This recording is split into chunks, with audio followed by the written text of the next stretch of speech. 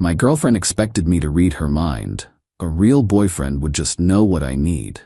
After 3 years of this, I said, "You're right." Then I gave her a breakup letter. I finally knew exactly what she needed: freedom. When she realized I'd stopped playing the guessing game, I, 27 male, have been sitting on this for about a week now, and I think I'm finally ready to share what happened. Buckle up, because this one's a doozy. Quick context: I was with my girlfriend for 3 years. 3 years of walking on eggshells, second-guessing every decision, and apparently failing some cosmic boyfriend test I didn't know I was taking. She was beautiful, smart, came from a good family. On paper, perfect. In reality, I was dating a mind reader, or rather, someone who expected me to be one. It started small. Year 1, we're at a restaurant.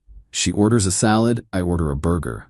My burger comes out looking amazing. She stares at it. Nothing. "You sure? You keep looking at my plate." Sighs dramatically.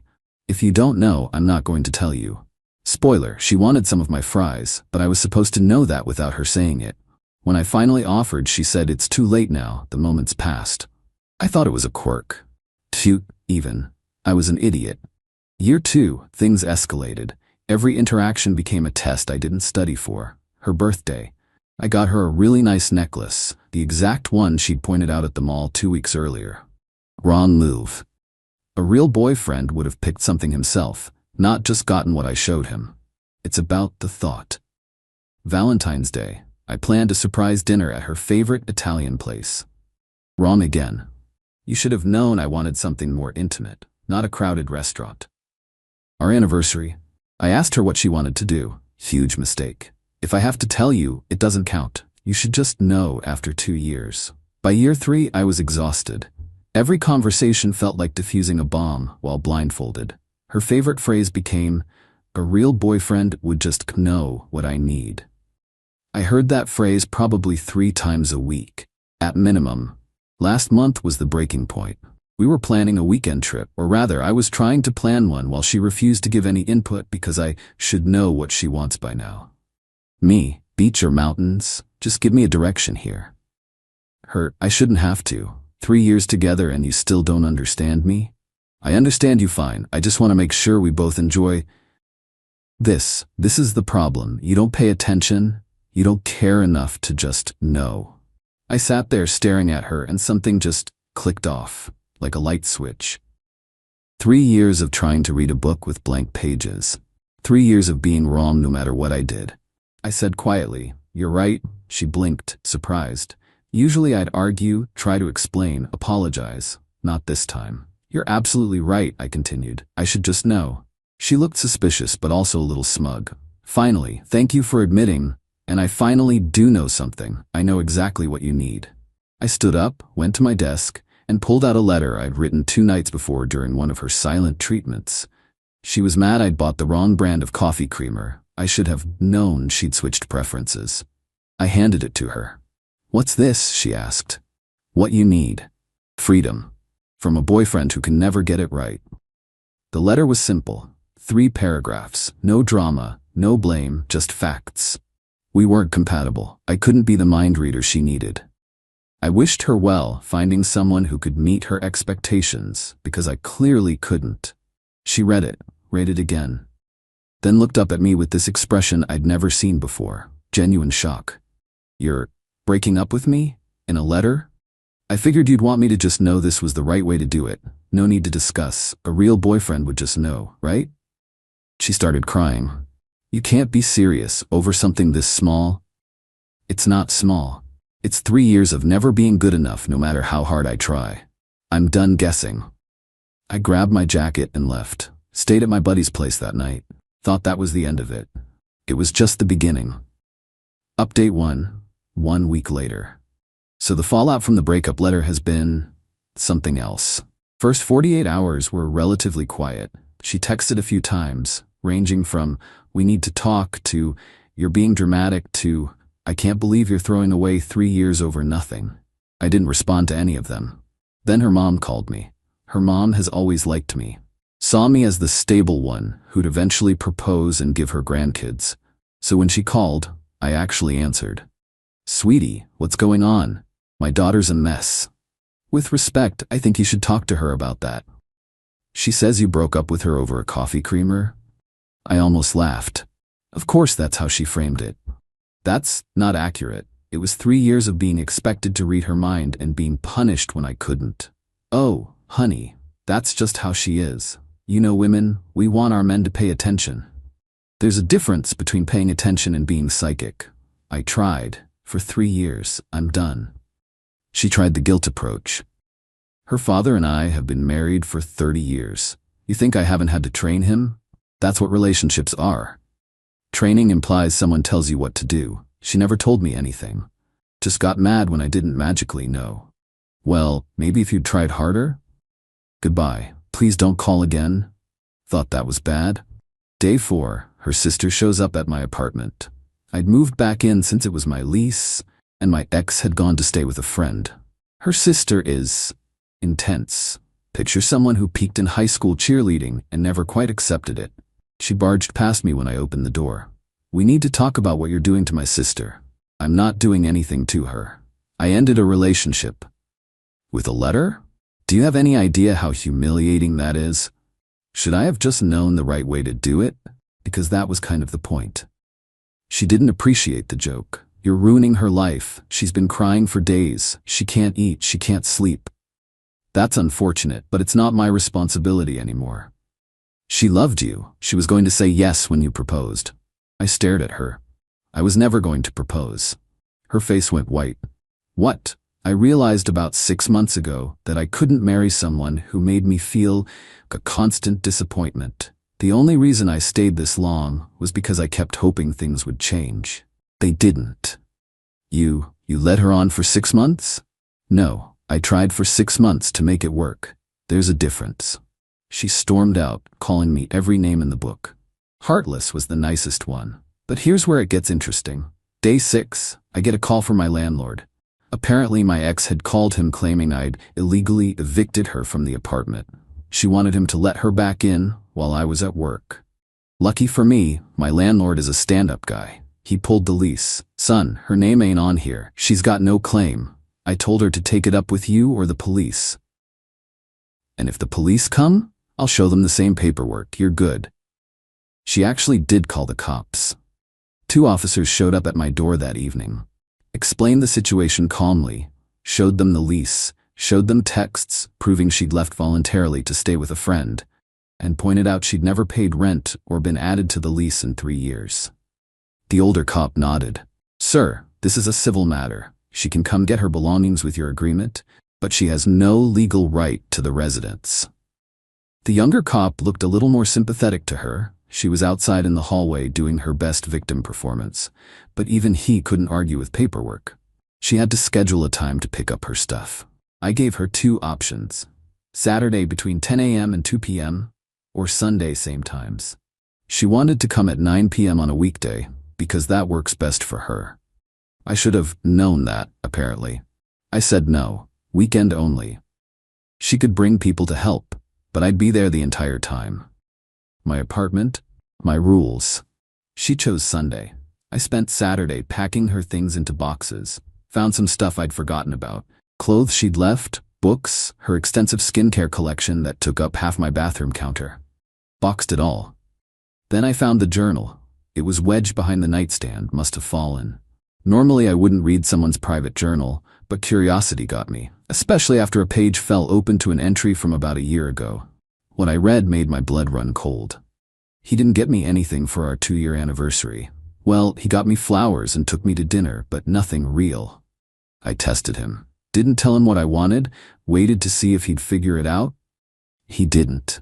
Mom says I need to be more direct, but I think if he really loved me, he wouldn't need directions. My friend at work agrees. She says her boyfriend always knows what she wants. I think she's lying, but it sounds nice. I'm gonna keep testing him. If he passes, I'll know he's the one. If he fails, well, that tells me everything I need to know. She was literally testing me. For 3 years, every interaction was an exam I was designed to fail. I put the journal in the box with her other stuff, didn't mention it, but I knew I'd made the right call. Sunday was going to be interesting. Update 2, the pickup day. Sunday, 10 a.m. sharp. I'd slept terribly but was ready. She showed up with an entourage. Her mom, her sister, and some guy I'd never seen before. Tall, well-dressed, smug expression. I later learned he was her work friend, the one whose boyfriend supposedly always knew what she wanted. Turns out he wasn't a work friend, but we'll get to that. I opened the door, but kept my foot behind it. You can come in, they wait in the hallway. Her mom immediately started, "This is ridiculous. We're here to help." "I'm sure you are, but this is my apartment, and I'm not comfortable with a group of people I didn't invite." She comes in, gets her stuff, and leaves. My ex rolled her eyes. "You're being so petty." "I'm being practical. 15 minutes. Everything's in boxes by the door." The guy spoke up. "Bro, just let us help carry things. We're not gonna steal anything. I don't know you, and I'm not your bro." He smirked. "She said you were like this." "Like what? Reasonable?" My ex put her hand on his arm, in front of me. "It's fine. I'll handle it." She came in. I'd stacked the boxes near the entrance, clearly organized. She immediately started going through them. "Where's my blue sweater?" "It's in the second box." I labeled everything. "I don't see my hairdryer." "Third box, bottom left, it's in a plastic bag." "What about my—" "If you'd actually look through the boxes, you'd find everything." I was thorough. She made a show of opening every single box, inspecting contents like I'd somehow sabotaged her belongings. Every few seconds she'd look up at me with this wounded expression. Classic. Then she found the journal. Her face went pale. She glanced at me, then back at the journal, then at me again. "Did you read this?" "It fell open. I saw enough." "That's private. You left it in my apartment, in my bedroom, for a year." Her sister appeared in the doorway. "Everything okay?" My ex shoved the journal in her purse. "Fine, let's just go." But she wasn't done. Never was. "I want the TV." I looked at her. "Excuse me?" "The TV in the living room. I helped pay for it." "You helped pay by buying pizza the night I purchased it with my credit card. That's not how ownership works." "I have receipts. We were a couple. Everything was shared." "Show me the receipts for the TV. Your name, your payment." She couldn't, because there weren't any. Her mom tried next. Morally, she contributed to this household. She deserves something. She lived here rent-free for 2.5 years. I'd say she got plenty. The guy in the hallway laughed. Actually laughed. "Damn, she told me you were a pushover. This is disappointing." My ex shot him a look that could kill. "Shut up." And there it was, the mask slipping. I looked at him, then at her. "Is this why you're so eager to leave? Got your next chapter already lined up?" "That's not. We're just friends." "Right? Friends who touch each other's arms and show up together at 10 a.m. on a Sunday." The guy shrugged. "We've been talking for a few months. She said you were basically over anyway." Her face went from pale to red. "Can we not do this right now?" Her sister's jaw dropped. "Wait, you and him? Since when?" "It's not like that." I held up my hand. "I genuinely don't care. Take your stuff and leave. We're done here." But of course there was more drama. There's always more drama. As they were loading boxes into his car, oh yeah, she'd brought her new guy's car to move out of her old boyfriend's apartment. My neighbor came out to grab his mail. He's an older guy, retired, knows everyone's business because he's always on his porch. Sweet man, always gave me good advice about life. He looked at the scene, my ex crying, performance tears by this point, her mom glaring at me, her sister looking confused, and some random dude loading boxes. "Everything all right?" he asked me. "Just fine. Breakup stuff." He nodded sagely. "Saw this coming. Good for you, son." My ex's mom. "Excuse me? Who are you?" He looked at her calmly. "I'm the neighbor who heard her screaming at him through the walls for 3 years about things that didn't make any sense. He's a patient man. Glad he finally figured it out." I could have kissed that old man. They left. I thought it was over. It was not over.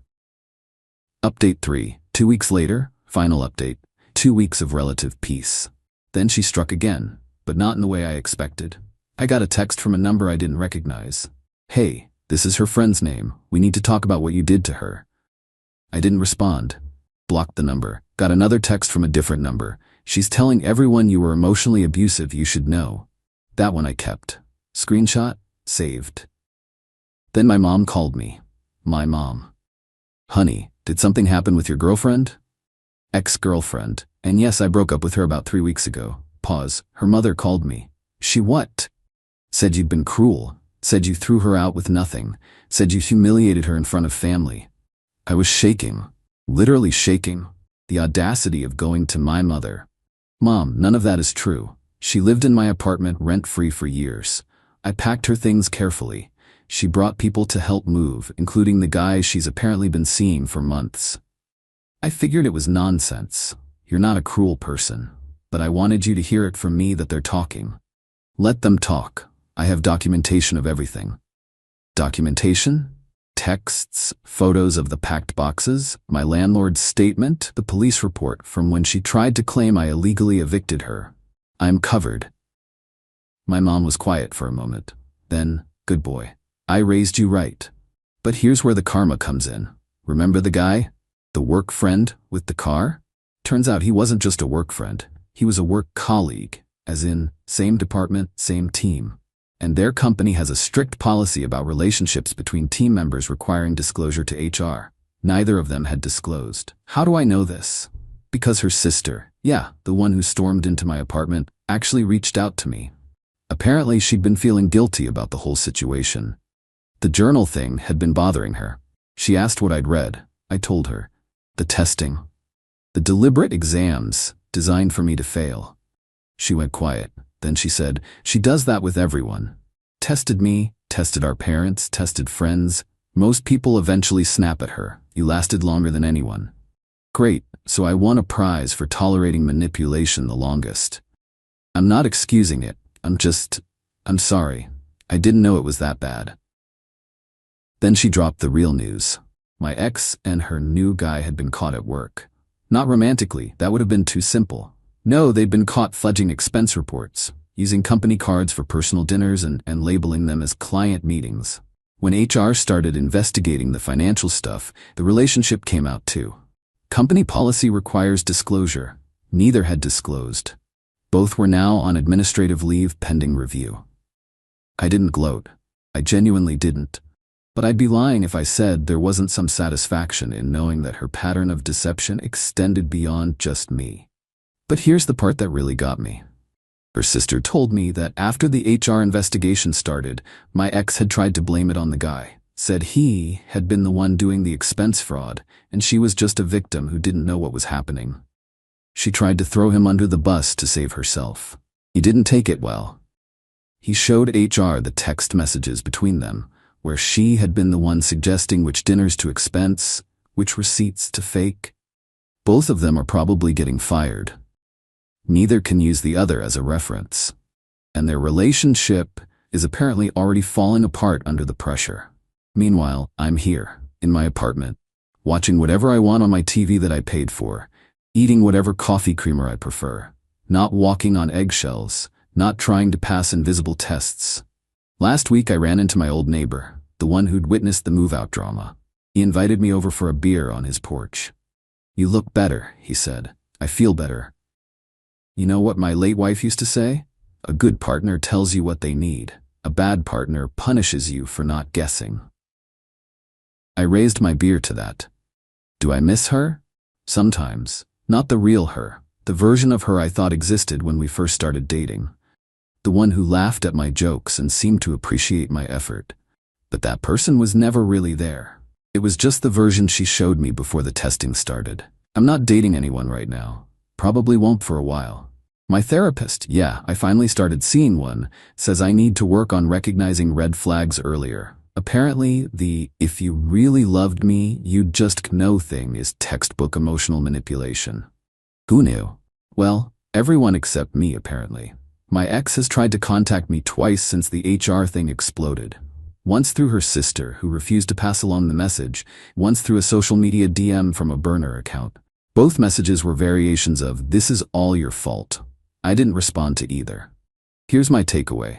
You can't win a game where the rules are hidden and change every time you play. You can only choose to stop playing. I finally knew exactly what she needed. She needed someone to stop enabling her tests and her tantrums and her expectation that love means mind reading. She needed freedom. And honestly, so did I. Thanks for reading. Time to go live my life without a scorecard I never asked for. Peace out, Reddit.